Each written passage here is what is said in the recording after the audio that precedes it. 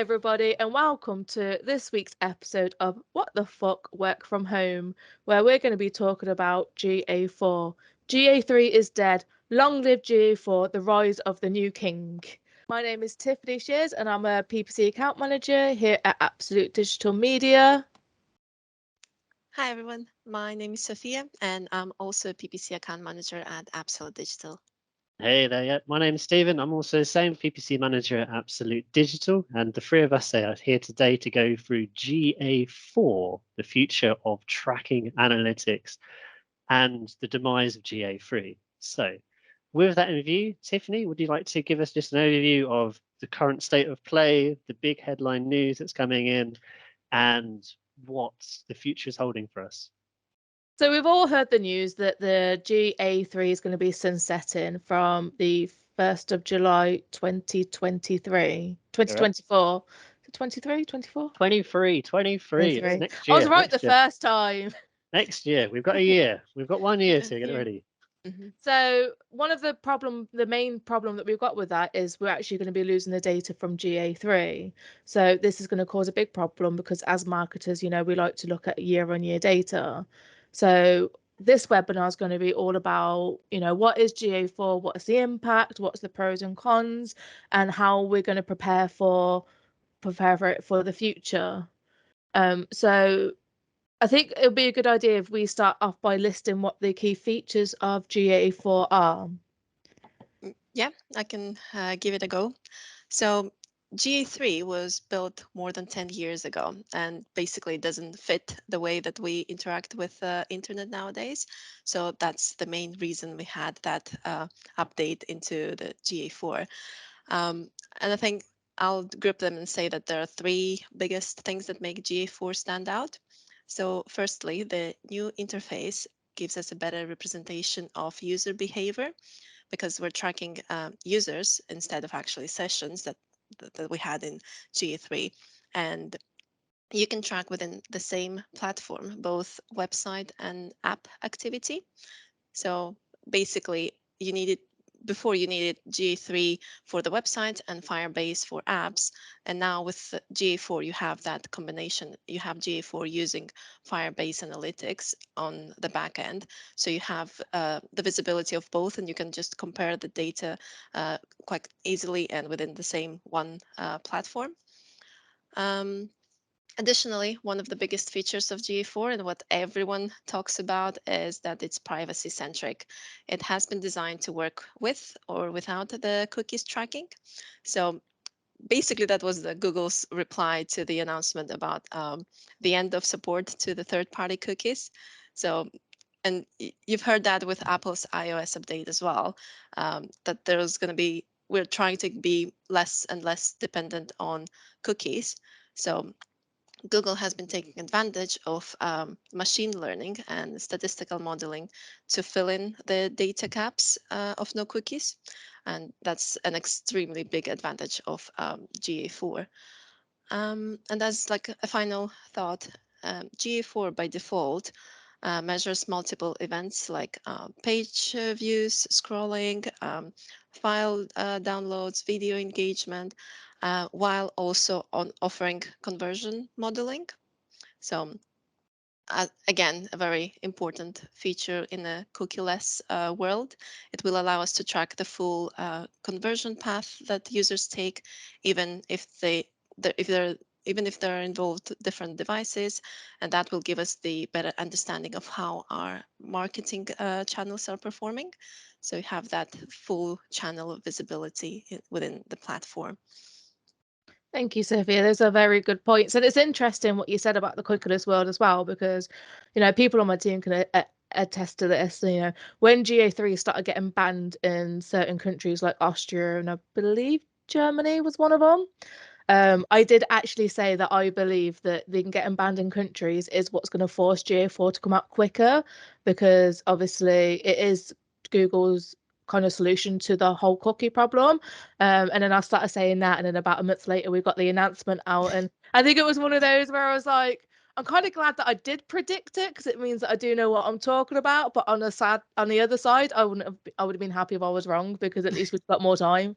It's like one of those bittersweet victories. True. Psychic there.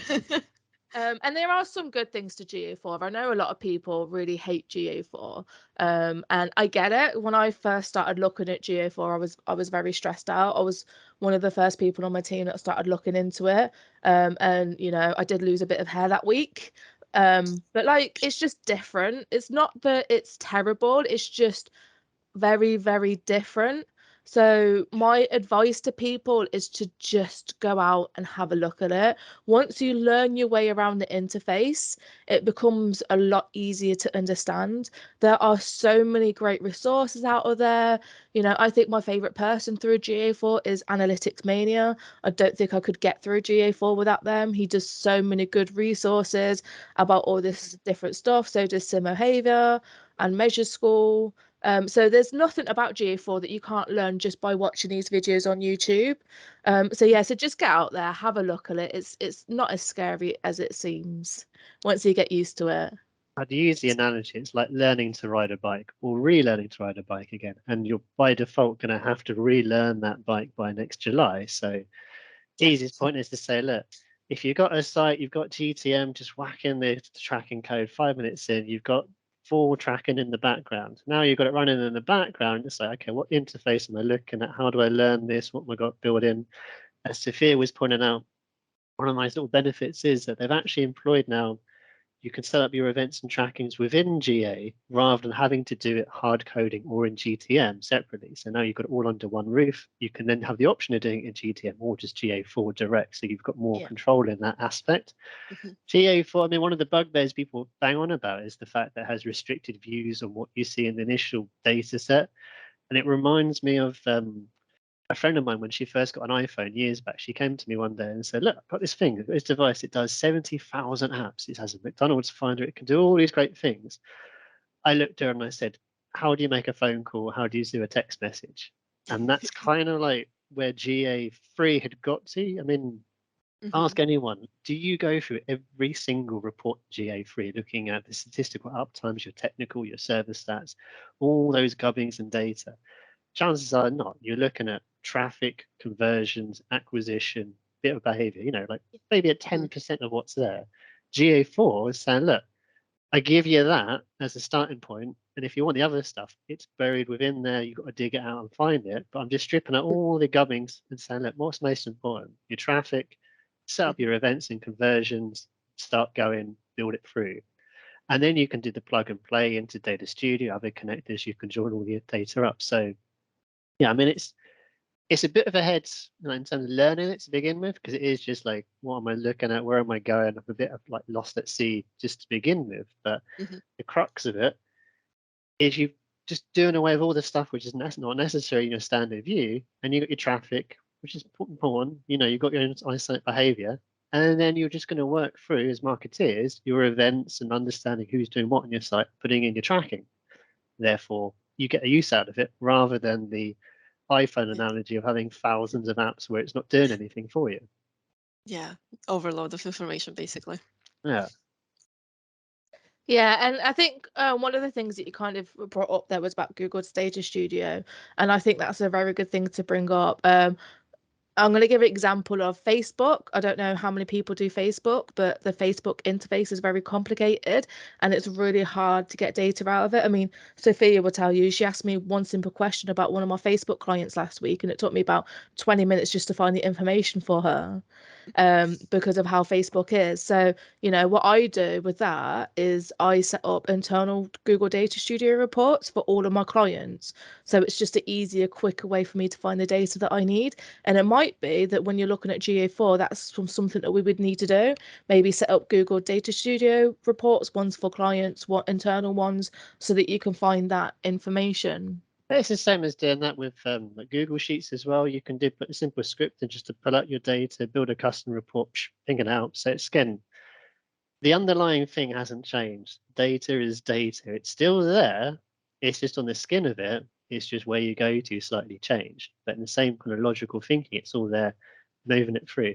And one of the things in terms of migrating data is across is just, it's one of the nice things as well. When we talk about predictive analytics, future behavior, and the modeling, if you get GA4 installed today, you can compare your GA3, GA4, and you can see the additional traffic that you're seeing that you was blind in GA3 before. So you can see this extra behavior, extra insights in your data set. And then as a kind of just little pro tip here, get them both running today, get your events and conversions tracking running today, measure it. And if you're seeing that it's very homogeneous, as it's all working together and it has the same kind of statistical bits up and down, well, then you've got no panic when you need to pull out GA3, rather than wait till July next year, install it, and then realize, well, nothing is working as I want it to. Yeah, and there are definitely some really, really good pros to GA4 as well. So like there's stuff that GA4 is given us that we could never get in GA3. So it's not all bad. There are some good with it as well. I think one of the things, talking about Firebase and the use of apps. So apps year on year grows. It's a huge growth market, and it's got developing. Previously, when it came to Firebase and tracking, it was like hitting a roadblock as into, how do I do this? It's like, God, you need a developer, you need to go really specific into it. And it became more of a headache than it's worth. And it's in its own ecosystem. Now it's all within the GA4 environment. Okay, there is a setup point and you have to actually, plug in and get your tracking, your app working. But at least it's all in the same area. So now you can track website to app all within the same view. And they say the setup wise isn't actually that complex to do. It's just, learning how to get around to it. And with the announcement coming in, third-party support for GA4 will be on the eyes because it's in everyone's interest to get compatible. One of the roadblocks people starting to do this or getting boarded was that your plugins for your e-commerce site or whatever wasn't compatible. Now it's in everyone's interest to be compatible, to be updated. So you can treat this like an exercise in crossing the T's, dotting the I's, making sure everything's working as you wanted it to. GA3, in my view, is like the Windows XP. It's been around forever. It's done what it's could, but it's hit its life cycle and it's kind of there. It's still good, but it doesn't have the extra bandwidth to get us beyond to the next stage. Whereas 4, it has little TVs, it has little things, it has this kind of learning curve, but it has this more flexibility. And one of those is in terms of the audience, the data, the funnels, the reporting, all these extra gubbins where they're almost in as a side point.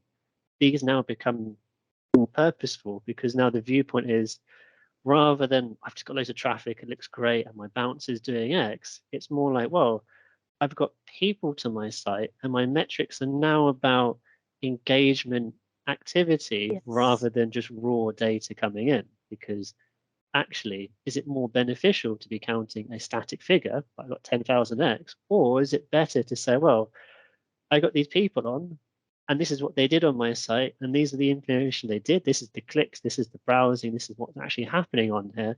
And how can I use that to better my site?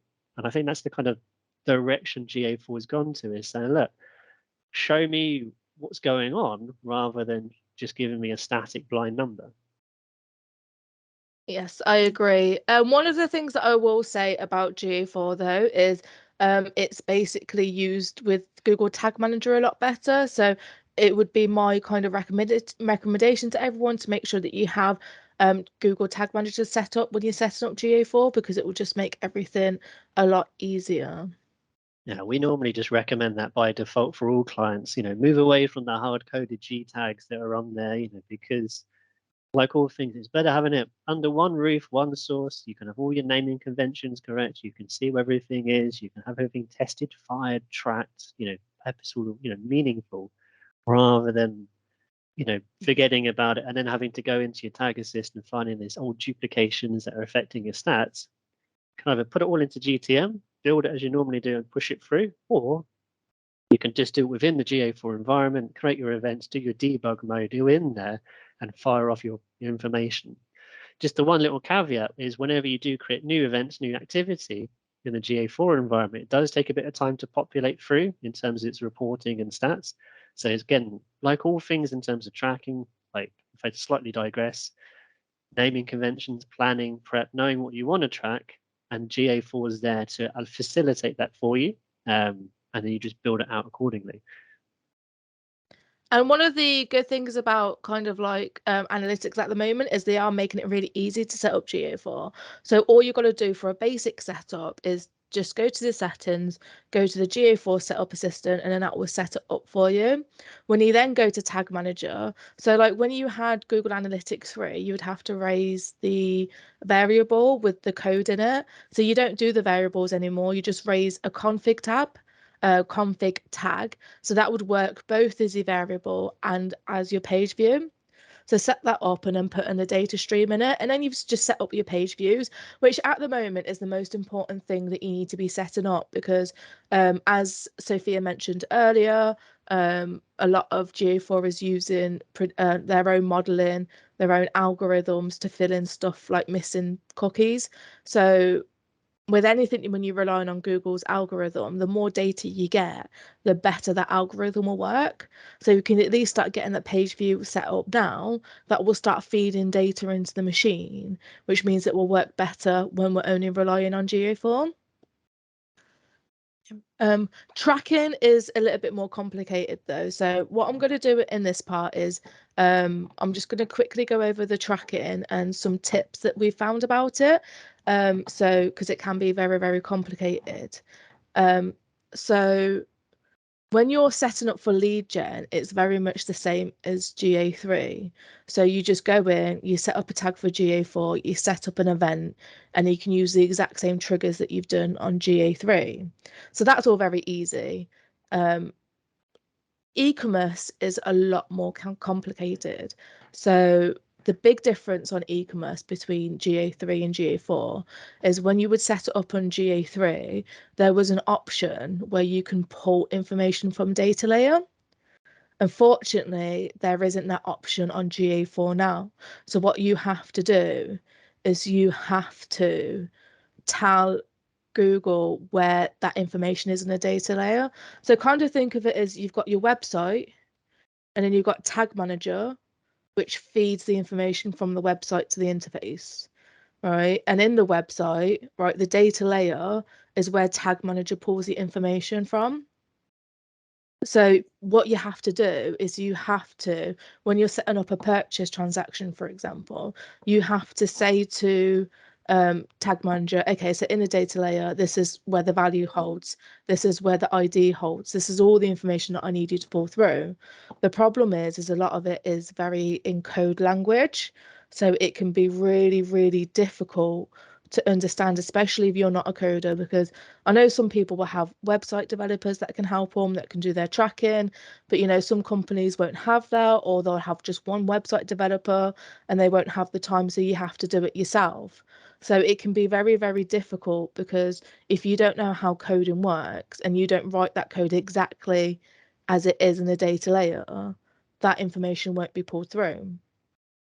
So one of the things that we've started doing is we're setting up lead gen first on certain terms of tracking because we know that's going to be the easiest one because that's very much the same.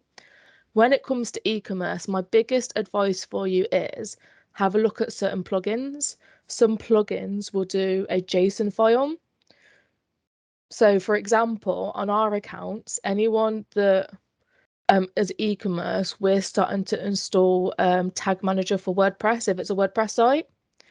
So what this does is it basically a plugin that feeds in information to WordPress. So they write all the events for you, because that's the other thing as well. Like the purchase event has to be written in a very specific way. So it's all very complicated. So the WordPress, the Tag Manager for WordPress plugin, not only does it write the data layers for you so that it's in the right style, but they will also give you a JSON file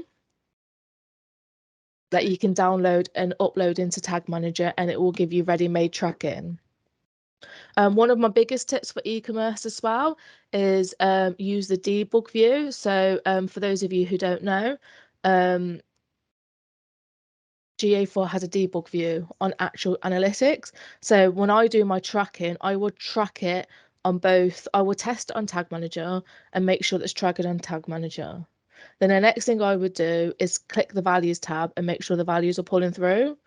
All of that I will then test again on debug view. And then on debug view, not only it will tell you how many times the tag is triggered, and it will also come up as item. If you see item and it's pulling through the item name or the item values, then you know that it's working. Okay. There are other tracking things that you need to be careful of as well, like form submission. Form submission does not work on GA4. It will trigger too many times. I once set up a form submission for a client, and every time I put in the form, it would trigger like I think it was triggering 20 times per one form. So like Yeah, I think after 24 hours, it was like you've had 200 contact forms, and I'm like I haven't. I most definitely haven't. yeah, I've seen that with a few of mine. I mean, the logical thing is to say, well, look, I've got my tags, I've got things set up on one bit on my GA3. All I got to do is copy paste it, put it in GA4, job done. And what Tiffany's trying to elaborate is say, look, there are these nuances within 4 where it's not up to, it doesn't follow the exact same logic. And as we mentioned earlier, it's in everyone's interest to get compatible with 4. So as it goes through in the course of this year, you're going to see more compatibility, and you'll be able to essentially download, take all the heavy lifting work and just push it into your system, job done. But for the here and now, what we found is there's these interesting little glitches within the data set, which shows that you can't just copy paste and think, all right, job done, because statistically you will see it will say you've got 1,000 conversions coming through, or you're over reporting, wildly, and actually it's because it's firing so many times it's not really going through it. So like all things on the tracking side, it's like taking that step back, going, all right, what do I need to do? How am I reporting on it? And then using free, which is the nice thing at the moment, using free as your benchmark. And as soon as you can see 4 is statistically showing the same as 3, then you know you're in safe territory and it's all working fine. If you're seeing it's gone like that through the roof, well then, that'll either look great for your bosses to say we're 1,000% up on conversions, but realistically, you want to make them sure they're aligned this year so that you're correctly reporting on it. And then the nice thing is if you can do it now, at least you get from now until July and that first year-on-year view of your data sets. You can actually have a 12-month view. And then once they get rid of free, you've got about 6 months where you can still look at the data before they pull the plug. But the long of it is to say, look, get that basic bit of data in there. So you've got traffic for today, go through the nuances to fix your things now, and then start preparing for the future in terms of building out and understanding what's going in. So I think one of the things that I kind of want to touch upon when we talk about GA4 as well is the whole data collection and privacy thing, because we know obviously it's very difficult at the moment with the kind of data. So what kind of things are we doing to prepare for the fact that the data is going to be different on GA4, or at least the way we see data is going to be different? Well, I mean, from a data entry point, I mean, there is still disagreements between Google and EU in terms of GDPR because of how they're housing the data in the US. So that's still an unresolved issue. So that's something to be kind of mindful of the future, is that, yeah, it's kind of being built by almost towards privacy by design. So it's moving towards that area. It's not in the extremities of like things like DuckDuckGo where they do no tracking whatsoever. It's completely anonymous. If you want how that, well then go down that route, or just block all your cookies and block all, ad blockers your users. If you're using Google, well, you're kind of consenting to a degree that there is going to be information collected on you. And Google is saying, look, we're going to do our best to minimize the personal identifiable information. And that's where the rise of like third-party suppliers like OneTrust, Cookie Pro, and others have come into play to help capture when you've entered onto the site. So initially in the traditional form, the cookie banners, the consent and the consent mechanism, so that as a user who's piled in, if I haven't consented, well, then I stop the tracking, and then Google's going to use its predictive measurements beyond that. If you have consented, well, then you've agreed to be tracked, so then Google's going to track your data. And what GA4 is kind of saying is, look, I work with you hand in glove. I make it more transparent in terms of what we're reporting on, where it is, and I give you the mechanics in GTM elsewhere to say, well, when do I want to be turning on or off certain data points? And so the nice thing is that, yeah, it's moving towards this data collection area, and it's giving you more control over putting what your case is, and then you just put in your business case as to why you're collecting said data, your legitimate interest for it, to show a reason, which kind of goes back to original point that 4 is about the why of data, the why of your users, the interactions. That data collection point is just providing the info to say, well, I'm getting data for the events for doing X. And if you're unsure about that, well, it gives you the option to say, I don't consent, I'm out. But if I do consent, I track. But then from the marketeer's point, GA4 is saying, well, if you didn't consent, I'm going to predict your behavior modeling, and I'm going to help try and fill in the gaps so that you don't just see a statistical like that if there's no tracking. I'm just wondering as well, what are your guys' view on? Because one thing that I'm hearing is a lot of people are starting to jump to third-party sort of suppliers outside of GA where you can see more data. Now, the reason why I'm asked, because where I am with that is you can go to these other third-party suppliers and get more data, but you can't guarantee that you're going to be able to see that data for long, because how long is it going to be before countries start clocking on that there are other third-party data sources other than Google Analytics where we are able to see this information that we're not supposed to see, or they don't want us to see? Do you want me to jump on that one? I'm happy Yes. to jump on that. Right. Okay, so there's a range of other providers on this one. So Google is usually the default, but yeah, there are lots of startups coming in offering alternative services. Some will say that they are fully GDPR compliant and how they manage their data, how it's in the EU and the storage information part, and that's their USP, is that they say they are that. The caveat is that most of them are paid for services and you're paying for the data being collected. I mean, Google, it's a free tool you're using. Everyone's using it, just, it's free. If you want to go down the paid route, that's fine. But if you've got big data collection, big sources, it's going to cost you a little bit more to have that. And there is a limitation to it because these are small startups, whereas Google, it's huge. So you've got big, multinational support versus small startup in terms of bandwidth, knowledge, data. So, and also the other part I always see is, I did this in the past, we use alternative suppliers. You get 2 wildly bits of data in terms of tracking what's going on. So who's telling the truth? What is, becomes now, this says one thing, that says another thing. Do I Which just data take is correct? exactly? Do I just take the one that looks better, or do I take the one that I think is accurate, or do I need to get a third data source, put 3 together, and find where my baseline is? So yeah, I mean, Almost like work out an average between the 3 of them. yeah, it's open to interpretation. I mean, there are always options there. I mean, it's the nice thing in the data world, it's not all pushed to one area. But if you do go down excluding, Google's route and try and look at another place, how much is it going to cost you? What information do they give you? How does it compare to GA? Again, it's that original thing, GA3 versus 4, what data you're seeing. And then what are you trying to get out of it? What's the main benefit? If it's just to get in the same thing, well, someone's just reinvented the wheel to do the exact same purpose again. If there's something, specific USP that you're after and you really wanted it, well, yeah, gonna go for that. If you're happy with the default, well, you stay with Google. So that's just that's just my take on it. Yeah, and I agree with Tiff as well, because it is a startup and you're going to have to pay for it. So you don't know for how long it will be able to work well. And with Google Analytics, it has been around for so long. So you know that they have been doing it and you have been using them and they have the data, all the information is there. So they just update it and they're actually trying to make it better for you. So I don't know if there is a purpose in actually going and trying a different type of startup company. But again, it's if you want to look for something new, something different, compare, contrast, and if you're thinking, look, Google's telling me one thing, I don't believe Google, I think that it's something else, well, then you can use that as your compare contrast rather than blindly following whatever Google tells me. It's like, as in the world of PPC, we always joke about, assisted conversions, attribution. Like if you look at stats you used to get from Facebook or display providers, it will tell you that your ROAS was through the roof. And you look at Google and it's saying, no, you didn't get anything from that.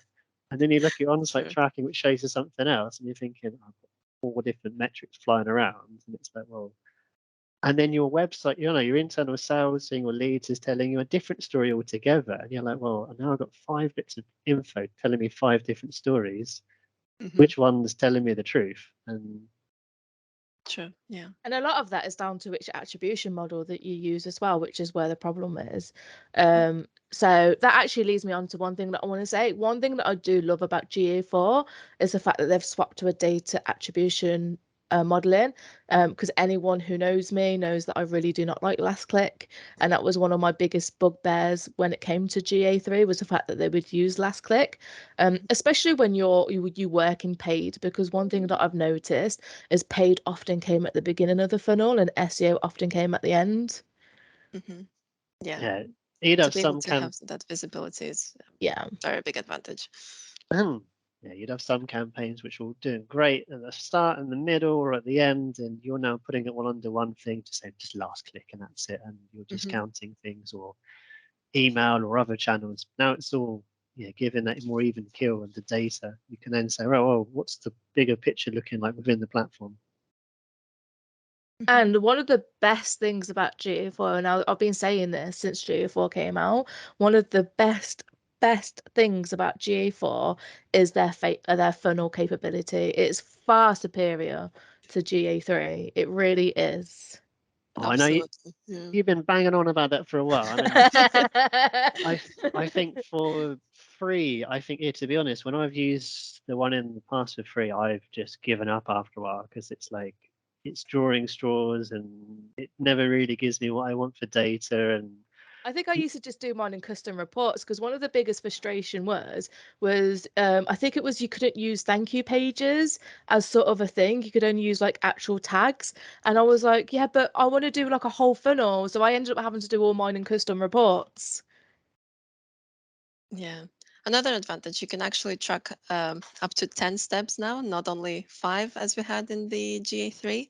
And it's very helpful, especially if you're doing like conversion rate optimization. You can identify which is your like greatest potential to improve and optimize your page. Like where do the users drop off, why, and you have the ability to compare completion rates for each step of the journey and break it down by device as well, because Wow. that's added in the dimensions section. So very, very good. And because I had a look a couple of weeks ago, it's quite friendlier. You're able to use operators like begins with, contains, ends with. It even has or operation, so we don't longer need to know regex. I know Steve loves regex. no, you got to be on the regex front there. You've got to know, your dollar this, open bracket, close bracket, this, blah blah blah blah, kind of cross. Oh no. I love the begins with contained part. And another really good thing about the funnel as well is if you make it an open funnel, which you literally just click make it open funnel, you can actually see what the next 5 steps were. So let's say, for example, we see a big drop off between page view and add to cart. But if you make that an open funnel and you hover over it, if they didn't make it to add to cart, but it will tell you what the next 5 actions were. Yeah, and it's within the same the space that you see that, which is really helpful. Yeah. Yeah. One thing I will say though is if you change the funnel, because I made this mistake, I built this really good funnel for one of my clients, right? And I was like, right, I'm going to do a little bit of experimenting. So I changed it to a different funnel type and I lost my whole funnel. So if you do want to make a big change to the funnel, like change funnel type, don't do it within the funnel that you've just built. Go and make a new one. And one good thing about GA4 is you can delete funnels. So like I mean I've had like loads of test funnels that I've now deleted because I think I had one client where they had like 20 test funnels, and I'm like, oh, I'm gonna have to go delete those now. And a bit of housekeeping to keep things there. Just to confirm on this one, is the segment, the date range segment, is that now expanded beyond the 90-day view, or is it still 90-day views on the segment? They've expanded it beyond the 90-day view. Woo! Yeah. Do you know how long that goes for now, or is it? They've just taken away the 90-day view, so you can just expand it for as long as you need to now. Yeah, because that used to be one of my bugbears. Again, if you're comparing a particular channel over a timeline period, you could get the last 3 months view and then it stopped, or you had to kind of. So then, if you wanted to do a year on a channel and a segment, well, then that's 4 reports. And then I'm a very old school person, so that meant 4 times putting it into an Excel and then joining it all together and it just being a pain, just to get that one view. And now it's all there. So now I can just put my segment in, see a bigger timeline view, and then I know I'm not being restricted on my data point. Yeah, definitely. GA4 is not all that bad. There are some good things to it as well. And I think that's one of my kind of main things that I'm taking at the moment. I know a lot of people are scared of GA4 and there's a lot of unease in the industry about it. But just because it's a big change, it doesn't necessarily mean it's going to be a bad thing. I mean, you two were around in the industry around about this time, so you'd probably agree with me. But when machine learning first came out and the bidding strategies first came out, it was like, oh, it's the end of the world. And everyone was panicking about it. And now it's actually been a really good thing for us. Yeah. So, you know, who knows, GA4 might actually be a good thing. And also it's happening whether we like it or not. So I kind of feel like energy you're doing worrying about it, you might as well just prepare for it and get it set up. Yeah, I think that's the key takeaway from this webinar. Just like go ahead, test it, try it, and you will have the data starting from now. So when GA3 goes away, you have at least 1 year to compare. 1 year to learn, which in the land of tech is a long, long time to get through. At the same time, if you wait a year, that means it's a very short time to get to learn. So get it on now, start learning it, learn how to ride that bike, pick it up, and said over this year, there's going to be the support, there's going to be the e-com stuff, because as Tiffany explained earlier, it's been a bit of a bugbear getting it going. So with such a big scope, it by logic would mean that there will be more people, more players in to help facilitate getting it in, because it will be the default in terms of tracking analytics. It will be the go-to, and it is going to be the future. So yeah, it's not to be afraid of. It is a bit timid, just getting there. And they say it's like learning that bike, get into the pool for the first time. You just got to start it. But you've got the comfort blanket that you do have free until July next year. So get it on 4, roll it out, compare it with 3, and if the 2 are looking happy, well then you've got nothing to worry about. And the good thing is there's a lot of resources out there to help you, so you're not alone in this. We're all in the same boat. We're all feeling the same stress. We're all feeling the same feeling of uneasiness. And because of that, there's just so many more resources out there. Yes, so if you just go and have a look, I'm sure you'll find something that will help you. But yeah, I think that's all we've got time for today. So I'd just like to say thank you to Sophia and thank you to Stephen. It's definitely been a very interesting topic. It's one of my favourite topics to talk about. I know. Well, thank you much for your time. Thank you. Both of you as well. Yeah. Thank you. See you around. All right. Bye for now. Bye. Bye.